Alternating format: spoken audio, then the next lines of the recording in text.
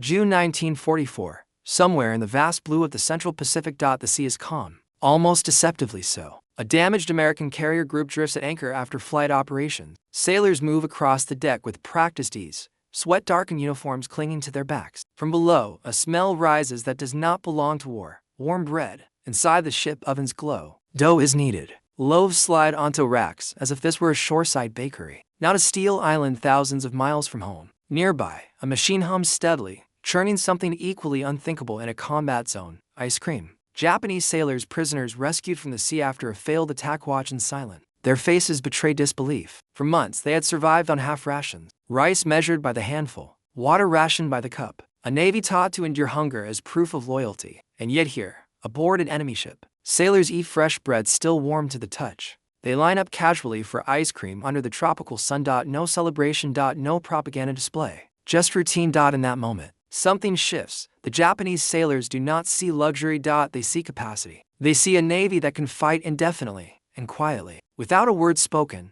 they understand what this really means for the war that surrounds them. When the Pacific War erupted in December 1941, the Imperial Japanese Navy entered the conflict with confidence forged by tradition, discipline, and early success. Pearl Harbor, the rapid seizure of Southeast Asia, and the destruction of Allied fleets created the impression of inevitability. Japanese naval doctrine emphasized decisive battle, sacrifice, and endurance. Supply was important, but it was secondary to spirit. That belief shaped everything, including food. Japanese sailors were trained to accept hardship as a virtue. Rations were simple by design: rice, miso, pickled vegetables, dried fish. Fresh food was rare even in peacetime. Refrigeration at sea was limited. Long deployments meant declining quality, shrinking portions, and eventual malnutrition. Hunger was endured, not solved. In the early months of the war, this philosophy seemed sufficient. Japan fought close to home waters and relied on captured resources. But as the war expanded across the Pacific, the distances grew vast. Supply lines stretched thin. Merchant shipping losses mounted. By 1943, Japanese ships were sailing longer missions with fewer resupply opportunities and increasingly inadequate provisions. At the same time,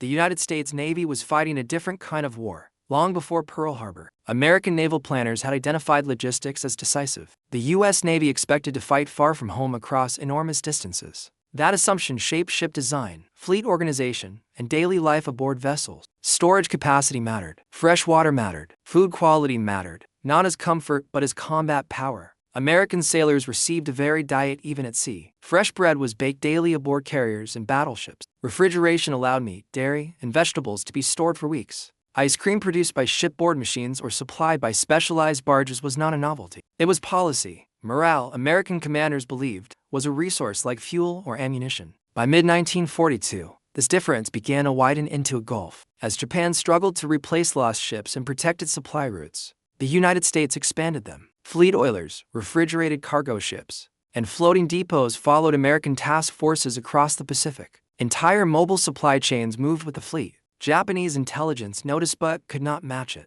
Reports described American ships staying at sea for months without loss of efficiency. Crews remained fed, rested, and functional. Meanwhile, Japanese sailors faced vitamin deficiencies, weight loss, and declining health. By late 1943, malnutrition was common aboard many Imperial Navy vessels. The contrast was no longer theoretical. It was visible, and as the war dragged on, encounters, rescues, captured, intercepted reports would expose Japanese sailors directly to the reality of American naval life. That exposure would carry a psychological impact far greater than any single battle because it revealed not just what the enemy possessed but what they could sustain. And to understand how devastating that realization became, the story must follow the logistics that made it possible. What Japanese sailors were witnessing aboard American ships was not indulgence. It was infrastructure. By 1943, the United States Navy had completed a logistical transformation unmatched in naval history. Rather than returning to port for resupply, American fleets carried their supply system with them. This was not accidental. It was the result of deliberate planning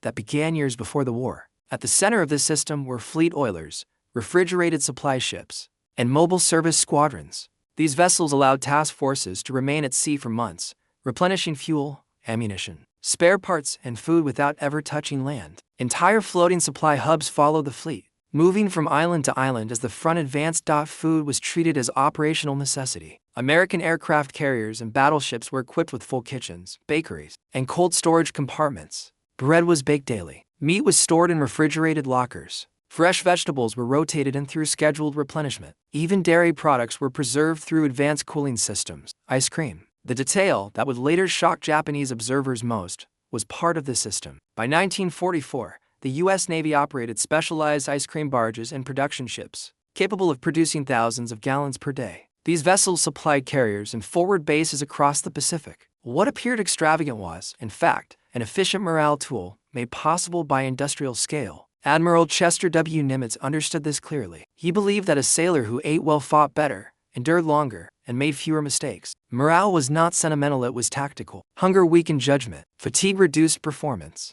Comfort, when controlled, preserved combat effectiveness. Japanese naval intelligence was aware of these practices, but comprehension lagged behind observation. Japan lacked the industrial base to replicate them. Refrigeration capacity was limited. Fuel shortages worsened by 1943. Merchant shipping losses crippled supply lines. Even rice, the staple of Japanese rations, became scarce aboard ships. As American fleets advanced toward the Central Pacific, the disparity became visible not only in battle outcomes but in daily routine. American sailors remained healthy. Japanese sailors grew thinner. Disease spread. Vitamin deficiencies took hold. By late 1944, some Japanese crews were surviving on starvation-level rations. The shock came when Japanese sailors encountered American ships directly, rescued survivors, captured pilots, and surrendered sailors saw something they had never been prepared for. Enemy crews eating fresh food in abundance while operating thousands of miles from home. There were no signs of desperation, no visible strain, just routine efficiency.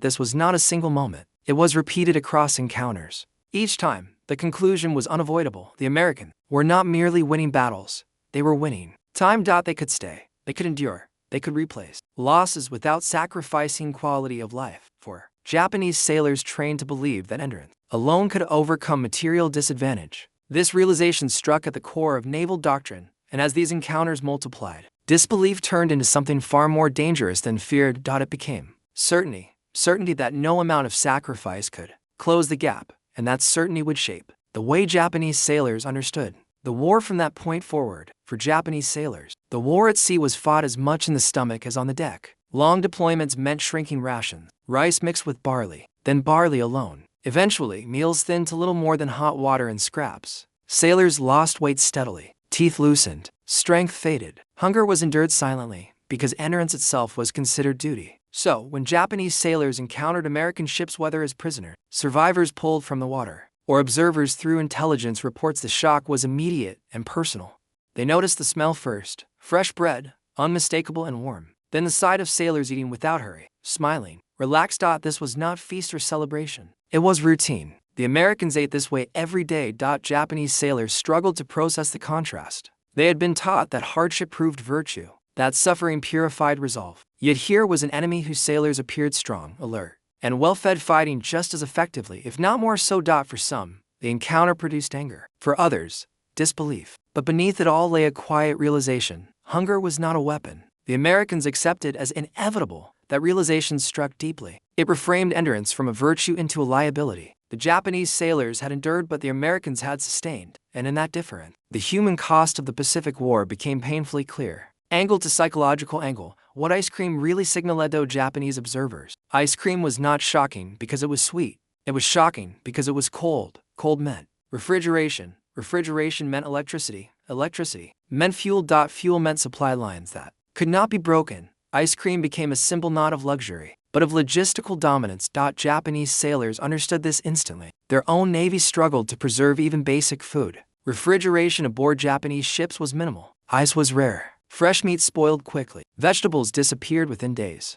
The idea of freezing dairy products at sea was beyond reach. So, when Japanese prisoners watched American sailors casually eating ice cream near active combat zones, the implication was devastating. This was not excess. This was proof that the Americans had solved the most difficult problem of naval warfare. Sustainment at distance. Psychologically, the effect was corrosive. It challenged the myth that spirit could overcome material disparity. It suggested that the enemy's strength did not diminish with time, it grew. Reports filtered back through intelligence channels. Memoirs written after the war returned to the same detail again and again. Bread ovens, refrigerators, ice cream machines. Details mattered because they revealed the future. Navy that could produce ice cream at sea could fight indefinitely. Navy that could not struggle to survive another month. Ice cream, in that sense, became a quiet announcement of inevitability. Not shouted, not broadcast, simply eaten. And that quiet certainty weighed heavily on those who saw it. Angle 3. Cultural angle. Endurance versus sustainment. Japan's naval culture was built on sacrifice. Sailors were taught to accept deprivation as proof of loyalty. Comfort was viewed with suspicion. Hardship was a test of character. A man who endured hunger was a man who deserved honor. American naval culture followed a different logic. Endurance mattered, but it was supported, not celebrated. Sailors were expected to fight hard, but they were also expected to eat well, sleep, and recover. Morale was maintained deliberately, not assumed. This cultural divide shaped how each navy approached war at sea. Japanese commanders believed men could be pushed to extremes indefinitely. American commanders believed men performed best when cared for consistently. The result was not just different morale, but different outcomes. When Japanese sailors encountered American ships, they were not merely observing foreign habits. They were confronting an opposing philosophy, one that treated logistic, nutrition, and morale as inseparable from combat power. The bread ovens and ice cream machines symbolized this philosophy. They represented a system that valued long-term effectiveness over short-term austerity. For Japanese sailors raised on the idea that suffering proved superiority, this was deeply unsettling. It suggested that the war was not simply a contest of courage but of systems. And systems, once proven superior, are difficult to defeat. That realization would echo through Japanese naval thinking as the war progressed, shaping morale long after the encounters themselves ended. Angle 4. Technological angle. The machines. Behind the bread, fresh bread and ice cream did not exist. Because American sailors demanded comfort, they existed. Because American industry could support it, shipboard bakeries were standard on U.S. aircraft, carriers, and battleships. Large electric ovens, powered by reliable generators, ran daily. Flour arrived in bulk through replenishment ships. Water was purified on board. Dough was mixed, baked, and distributed on schedules as fixed as flight operations. Refrigeration was even more critical. American ships were equipped with extensive cold storage compartments, insulated and temperature-controlled. These systems required steady fuel, trained technicians, spare parts, and redundancy. If one unit failed, another compensated. Refrigeration allowed meat, butter, eggs, and dairy to be stored for weeks without spoilage. Ice cream machines were simply the most visible result of this system. By 1944, the U.S. Navy operated dedicated refrigeration barges and production ships capable of supplying ice cream to entire task forces. The machines were not improvised, they were factory-built, standardized, and maintained by trained crews. Japanese naval engineers recognized the implications immediately. Such systems demanded electricity, fuel, maintenance, and industrial depth. Japan lacked all four by the later stages of the war. Merchant ship losses starved the fleet of fuel. Spare parts became scarce. Engineers cannibalized equipment to keep ships running. Technology alone did not win the war, but it enabled sustainment. And sustainment in the Pacific was survival. The bread ovens were not luxuries. They were proof that the Americans had solved the technical equation of distance. Angle 5. Strategic and leadership. Angle, morale as a weapon. American naval leadership understood something many adversaries underestimated. Morale was not a byproduct of victory, it was a condition for. Admiral Chester W. Nimitz and his planners believed that sailors who ate well fought longer, stayed sharper,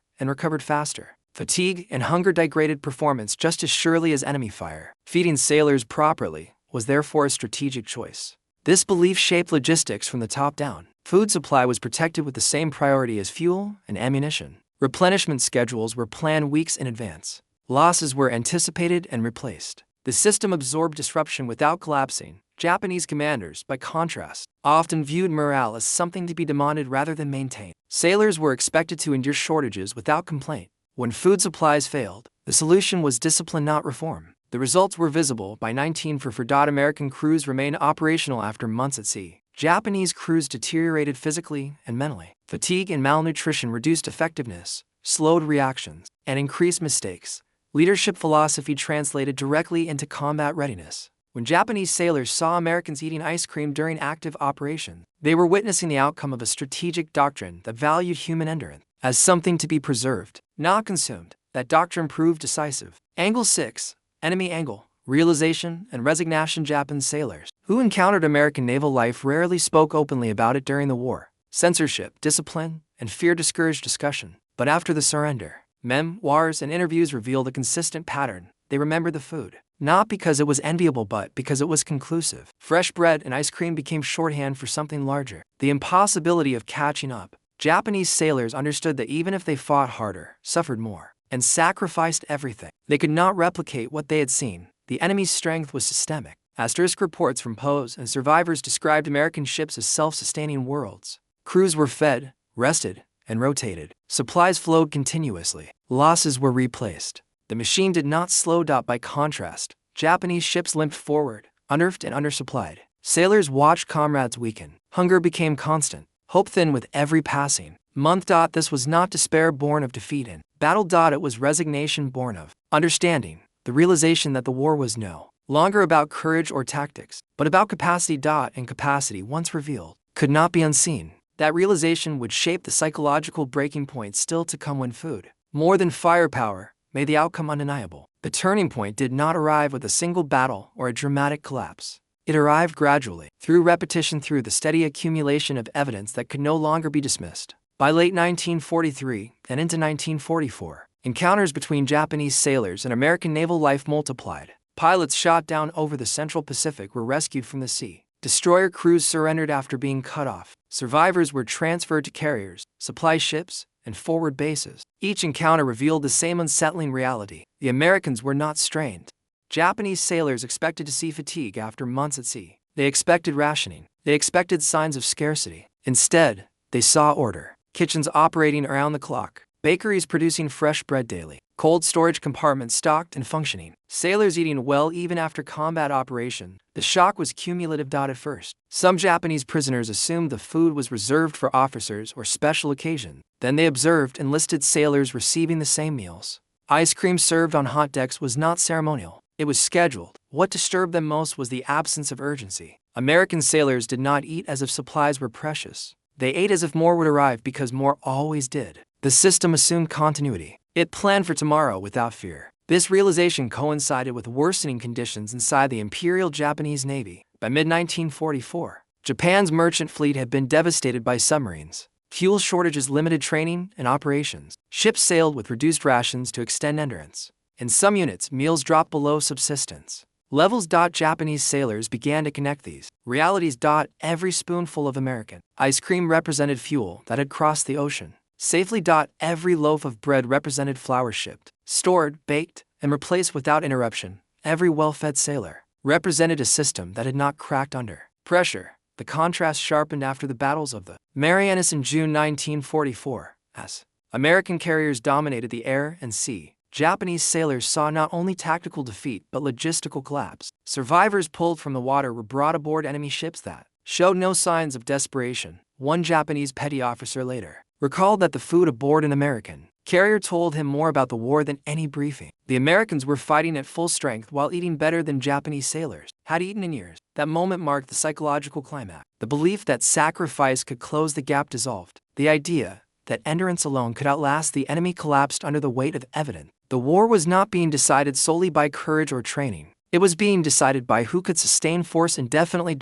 And in that contest, the Americans were not merely ahead. They were operating in an entirely different category. For Japanese sailors witnessing this firsthand, the implication was devastating. They had been taught that suffering purified strength. Yet here was proof that strength could be preserved through planning. The bread ovens and ice cream machines were not comforts. They were confirmations that the enemy's power was not fading with distance. Confirmations that time favored the United States. Confirmations that the war's outcome was becoming irreversible. That understanding did not end resistance, but it stripped it of illusion, and once illusion was gone, only reality remained. As 1944 turned into 1945, the realization hardened into certainty. Japanese sailors no longer spoke only of battles lost. They spoke of systems they could not break. The food they had seen aboard American ships became a reference point, a quiet measurement of how far behind Japan had fallen. By this stage of the war, starvation was no longer an exception inside the Imperial Japanese Navy. It was routine. Crews on isolated islands survived on roots and rainwater. Ships at sea stretched rations to the edge of collapse.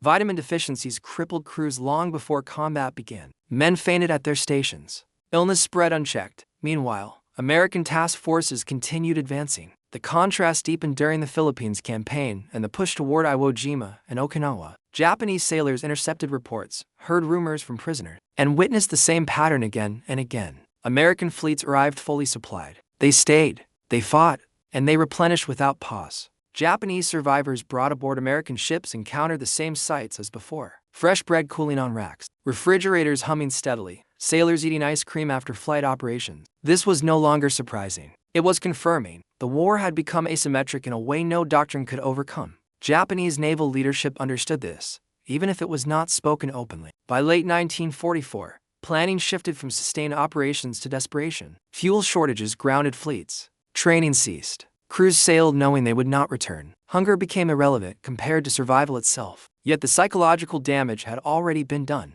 For Japanese sailors who had seen American naval life firsthand, the war was no longer abstract. It was quantified in calories, refrigeration units, supply ships, and production capacity. They understood that even if Japan could still inflict losses, it could not sustain itself. This awareness reshaped morale. Men fought on, but without expectation. Sacrifice was no longer framed as a path to victory, but as obligation. Endurance became resignation. Hunger, once worn as proof of virtue, became evidence of abandonment. One Japanese sailor later wrote that the moment he knew the war was lost was not after a battle but after seeing an American sailor complain casually about the ice cream machine being temporarily down for maintenance. The idea that even luxuries could be repaired at sea while Japan struggled to feed its crews captured the imbalance perfectly. By the time of surrender in August 1945, this understanding was widespread among surviving naval personnel. The bombings, the losses, the final collapse all confirmed what many already knew: the United States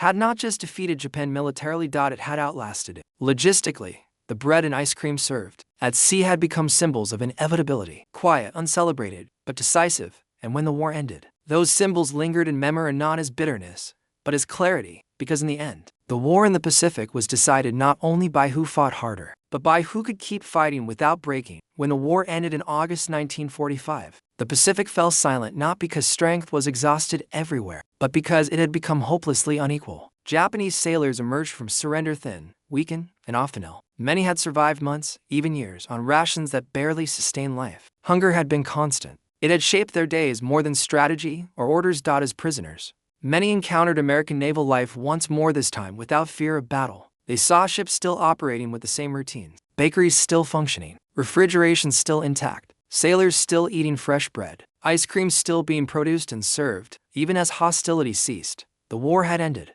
but the system had not faltered. Asterisk for Japanese pose, this continuity was striking. It underscored a truth that combat had already revealed. American naval power did not peak and collapse. It maintained equilibrium. Losses were absorbed. Supply lines adapted. Morale remained intact. Post-war interviews and memoirs repeatedly returned to food not because it was indulgent, but because it was explanatory. Former Japanese sailors spoke of realizing that the United States had built a navy designed for endurance, not heroic exhaustion. The contrast became even sharper during repatriation. Returning to Japan, former sailors encountered devastation. Cities lay in ruin. Food shortages persisted. Civilians queued for hours for meager rations. Hunger followed them home. The memory of American abundance seen not imports, but it ceased in painful contrast to the reality of defeat for many. This contrast reshaped how they understood the war. They no longer viewed defeat solely as the result of lost battles or superior enemy tactics. They saw it as the outcome of a systemic imbalance, one that began long before the first shots were fired. Japan had entered a war of distance without the means to sustain it.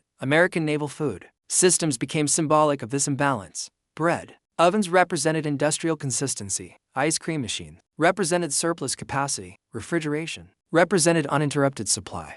These were not trivial comforts. They were manifestations of a war economy that could project stability across oceans. In the months following surrender, Allied occupation authorities documented Japanese power reflection. Again and again, the same realization appeared: no amount of sacrifice could compensate for an economy that could not feed its forces. The aftermath, then, was not only physical reconstruction, it was conceptual. Japan faced the task of rebuilding not just cities and institutions, but its understanding of power. The war had proven that endurance alone was not enough. Sustainment mattered, planning mattered, logistics mattered, and the memory of fresh bread and ice cream at sea seen at the height of war became an enduring lesson in how modern conflicts are truly decided. In the years that followed the war, Japanese naval veterans began to speak more openly about what they had witnessed. Memoirs, oral histories, and interviews revealed a pattern striking in its consistency. When asked what most surprised them about the American, many did not mention radar, aircraft production, or even firepower. They mentioned food. Not in admiration,